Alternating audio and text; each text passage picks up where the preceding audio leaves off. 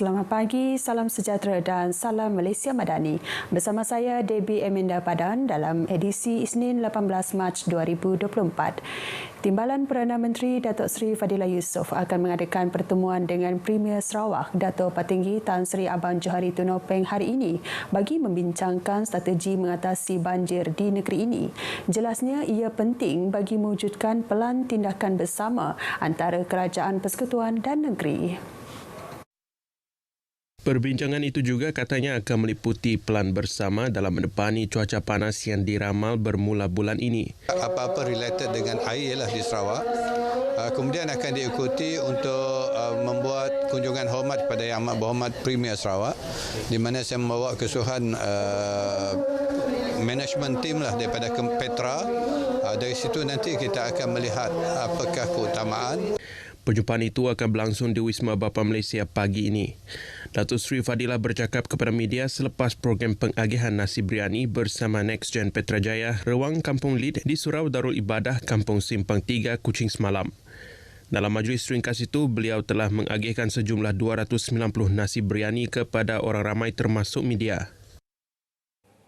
Syarikat minyak dan gas multinasional Petronas di negara ini diminta agar memperbanyakkan lagi beasiswa pendidikan untuk pelajar Sarawak, terutama anak-anak tempatan di bahagian Limbang. Timbalan Menteri Pengangkutan Dato' Hasbi Habibullah berkata, ramai dalam kalangan anak-anak Limbang dan Lawas yang merupakan pelajar di Institut Pengajian Tinggi Awam maupun swasta memerlukan beasiswa pendidikan sedemikian. Menurut Dato' Hasbi, beasiswa itu penting bagi membantu anak-anak Sarawak melanjutkan pelajaran ke peringkat tinggi dalam usaha melahirkan modal insan berilmu di semua peringkat. Ini sekaligus melahirkan bakat yang mampan dan berterusan bagi Petronas, industri dan juga negara.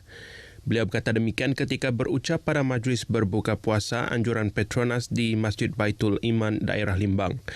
Beliau yang juga ahli Parlimen Limbang berkata ramai anak-anak di Limbang dan Lawas mempunyai kemahiran teknikal dan vokasional daripada Giat Mara dan institusi pendidikan teknikal yang ada di bahagian Limbang khususnya dan Sarawak amnya.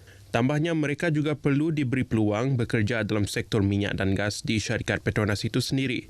Pada majlis itu juga seramai 30 orang golongan asnaf menerima sumbangan Aidilfitri. Program Sarawak Kita pun julung kalinya diperkenalkan dan diadakan pada tahun 2020 merupakan inisiatif daripada Majlis Tertinggi Wanita Parti Pesaka Bumiputera Bersatu MTWPBB untuk menyalurkan maklumat penting dan tepat kepada rakyat khususnya golongan wanita di peringkat akar umbi. Pengerusi Jawatan Kuasa Kerja Program Sarawak Kitampun 2.0 merangkap Naib Ketua 3 Pergerakan Wanita PBB Sarawak, Datuk Hajah Sharifah Hasidah Said Ahmad Ghazali berkata, untuk kali ini program Sarawak Kitampun 2.0 adalah program jangka masa panjang di mana MTWPBB akan turun padang ke setiap cawangan DUN yang telah bermula Februari lepas dan akan dilaksanakan sehingga hujung tahun 2025. Jelas beliau, objektif jelajah ini bertujuan menerangkan hala tuju dan usaha terkini kerajaan GPS yang diketuai Premier Sarawak iaitu Post-COVID-19 Development Strategy 2030 sebagai komitmen menuju ke arah kesejahteraan, inklusif dan alam sekitar Sarawak yang mampan terutamanya selepas menghadapi pandemik COVID-19. Juga usaha MTW berjumpa wanita di peringkat cawangan, ranting dan akar umbi untuk mendengar permasalahan serta menjawab persoalan yang kurang difahami sebelum ini. Beliau berkata demikian ketika merasmikan penangguhan program Sarawak Kitampun 2.0 anjuran Majlis Tertinggi Pergerakan Wanita PBB Sarawak bersama cawangan PBB N78 Mulu di Miri. Cawangan PBB N78 Mulu ialah cawangan ketiga mengadakan program Sarawak Kitampun 2.0 manakala dua cawangan telah mengadakan iaitu N5 Demak Laut dan N25 Simunjan. 3 topik dibentangkan pada program berkenaan iaitu mengenai senario politik dan inisiatif kerajaan GPS Post-COVID-19 Development Strategy 2030 PCDS 2030 dan juga berkaitan media sosial. Program Jualan Rahmah PJR yang dilaksanakan oleh Kementerian Perdagangan Dalam Negeri dan Kos Sara Hidup KPDN untuk membantu masyarakat di luar bandar mengimbangi kos sara hidup yang kian meningkat. Timbalan Menteri di Jabatan Premier Sarawak Integriti dan Ombudsman Datuk Mursyid Diraja Dr. Juanda Jaya berkata, PJR adalah inisiatif terbaik membantu rakyat lebih-lebih lagi semasa kedatangan bulan Ramadan di mana rakyat banyak berbelanja mendapatkan barangan keperluan asas. Adun Jemoreng itu berkata inisiatif KPDN Cawangan Muka dengan mengadakan PJR di Igan sangat bertepatan dan menjimatkan perbelanjaan penduduk dari aspek kos pengangkutan. Beliau berharap agar PJR ini akan tetap diteruskan bagi memberi peluang kepada masyarakat menikmati harga barangan yang mampu dimiliki sekaligus dapat meringankan beban penduduk yang berdepan dengan kos sara hidup yang tinggi. Beliau berkata demikian semasa sesi walkabout jualan ramah Ramadan di Dewan Masyarakat Igan semalam. Program diadakan selama 2 hari itu mendapat sambutan menggalakkan dari masyarakat setempat dengan membeli barangan asas seperti beras, gula, telur dan sebagainya dengan potongan harga 10% hingga 30%. Sempena Ramadan, PJR akan menggunakan istilah program jualan ramah Ramadan PJRR yang menggalakkan penambahan barangan makanan dan persiapan hari raya seperti kurma, bahan-bahan kuih raya dan sebagainya. PJR yang ke-11 Dun Jemoreng kali ini merupakan hasil kerjasama KPDN Cawangan Muka bersama rakan strategik Chong Sung Trading.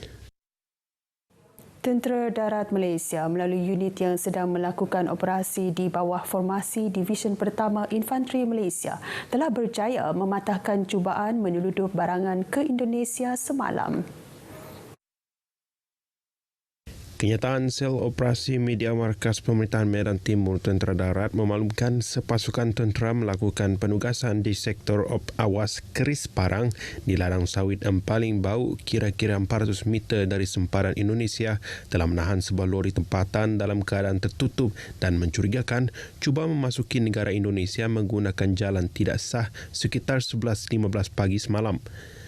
Hasil pemeriksaan mendapati seorang lelaki warga tempatan berusia 47 tahun telah membawa muatan sebanyak 340 bungkus bawang import India untuk diseludup ke Indonesia.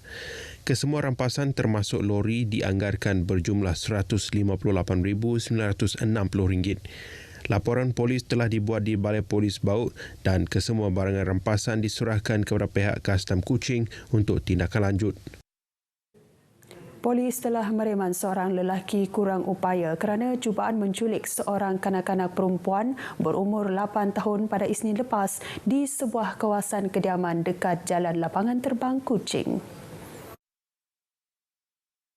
Menurut Ketua Polis Daerah Kuching, ACP Ashman Bajah, dalam kejadian petang Isnin lepas, suspek telah didakwa cuba melarikan mangsa semasa sedang bermain di hadapan rumahnya dengan menggunakan sebuah kenderaan sedan. Bertindak atas laporan polis telah berjaya membekas suspek yang berumur 30 tahun itu sekitar pukul 7 malam. Siasatan awal juga mendapati suspek mempunyai masalah mental, ADHD, namun tidak mempunyai sebarang rekod jenayah lampau. Susulan itu, Mahkamah Kuching pada Jumaat lepas telah memerintahkan suspek untuk menjalani penilaian psikiatri di Hospital Sentosa sebelum kes disebut semula pada 22 April depan. Dalam satu kenyataan media di Kuching semalam, ACP Ashman turut menjelaskan sekiranya disabit kesalahan di bawah Seksyen 365-511 atas kesalahan cubaan melarikan orang, suspek boleh dipenjara maksimum 7 tahun dan denda. Berita pagi Sarawak berakhir di sini. Ikuti Stadium RTM selepas ini untuk perkembangan sukan tanah air dan antarabangsa. Dari sungai hingga segara, Palestin pasti merdeka.